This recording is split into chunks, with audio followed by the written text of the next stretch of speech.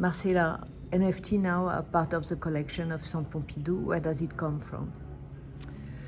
The idea to collect NFTs was really an idea to explore this new means of expression that started about 1.5 years ago when we started studying this phenomenon, which was interesting in various ways. When video art was born in the 60s, for instance, it really came mainly from artists who were not from the art field, who came from music, who came from literature and so forth. And our opinion was that the NFTs, same thing, were actually merging various cultures, and that itself is an interesting phenomenon, how a new technology can trigger artistic ideas that do not come from the traditional contemporary art world.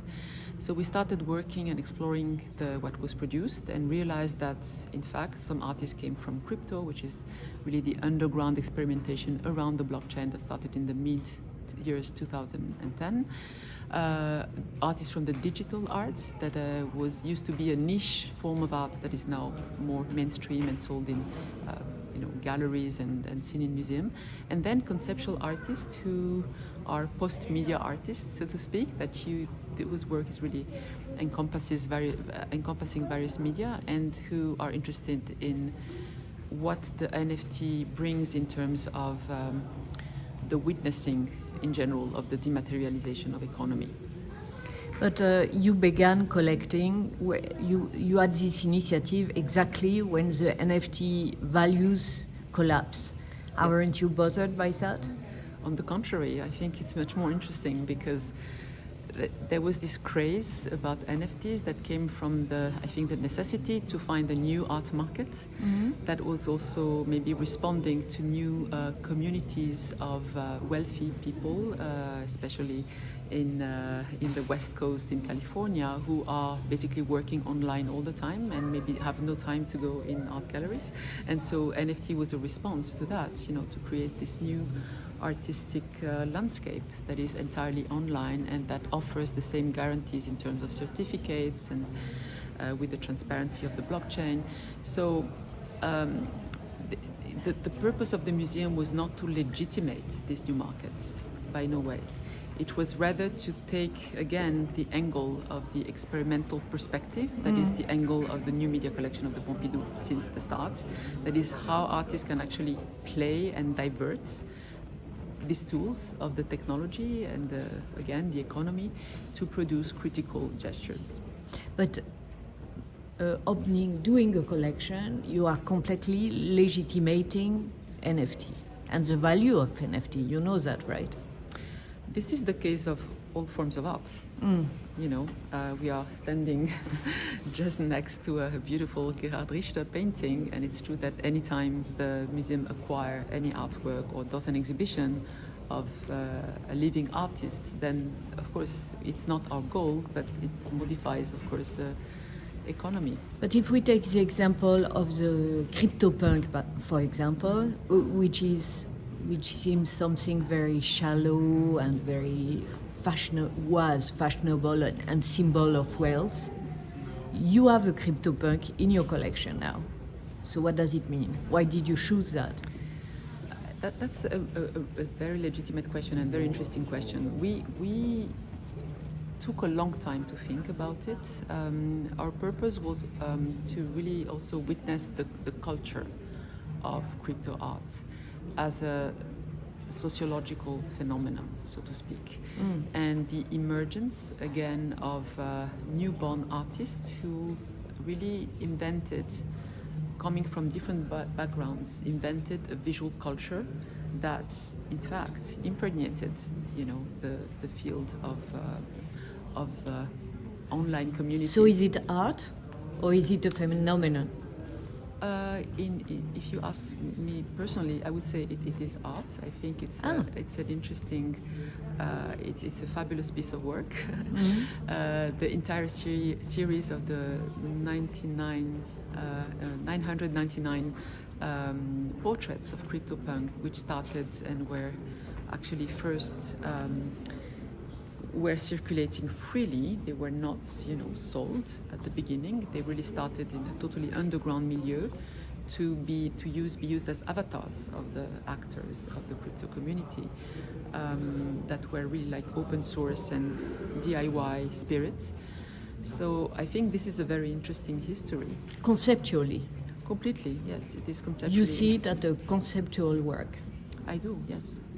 And more generally, what are your criteria to select the NFT? I guess the question of the complexity of the work plays a role.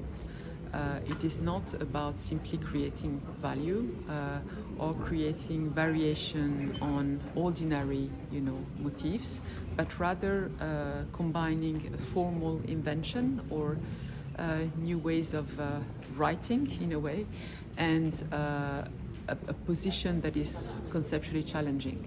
And the way these artists from crypto art also re-engage with some chapters of art history, such as pop or pixel art or minimalism or conceptual art, is in itself a very interesting phenomenon.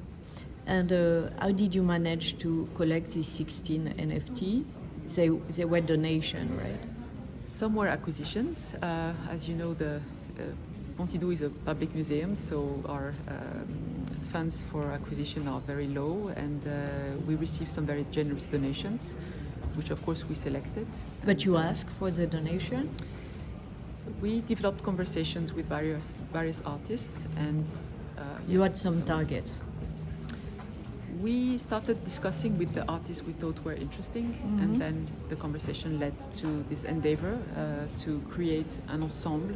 And I think what is also important is that this series of 16 NFTs, 18 work around the blockchain, constitutes a critical ensemble. So when you look at the exhibition as such, you see many, many voices that give really the measure of the complexity of the responses that can be brought to this. But for example, there are very fashionable artists now, like Refika Nadal, who is everywhere, even at MoMA now. You didn't think about Refika Nadal to be part of the collection? In the case of Refika Nadal, his works are digital files. I mean, the NFT is just a way of creating a certificate and a mode of transaction. But I would not say that his work really deals with the blockchain or the question of NFTs. Conceptually, you mean? Yes, but he is working with data. His big point is but data. so does a lot of digital art that is not NFT. So it's not enough for you. It belongs to a field of research that is digital art more widely, and doesn't have the specific angle of discussing the NFT phenomenon. And what about Beeple, who is now shown in Hong Kong? Yeah, I mean, his masterpiece is shown in Hong Kong now. So yes.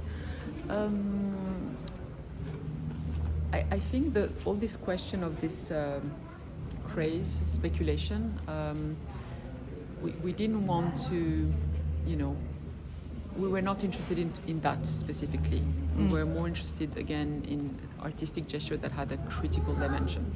So, but that's the point about the image, right?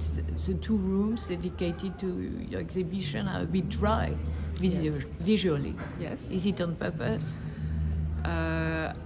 Well, I don't think they're dry personally, but you may say that they are, in the sense that they maybe are not super spectacular. Yeah, but because the works themselves are pretty engaging visually. I think they are not. But the thing is that, for example, the screen could have been bigger, right? Yeah, we didn't want to do anything spectacular or monumental. The pieces are there for what they stand for, conceptual statements.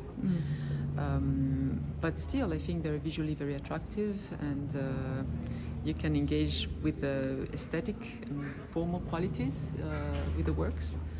And so what's the next step now? So the next step is to continue observing this field of creation and maybe enhance the collection always in a very selective way, and through conversation, discussion with the community. And I would say the next step for us is to imagine how to exhibit those works online, how to think of a virtual exhibition space, which, as you know, is not just, of course, like an NFT platform, like this flat, catalog, but rather a space that has its specific scenography, a virtual scenography that is not like the imitation of a 3D real space, but still is to be invented about how we interact in an immaterial space with immaterial And you are worlds. working on that now? Yes, we're starting to work on that. Merci beaucoup. De quoi? De rien.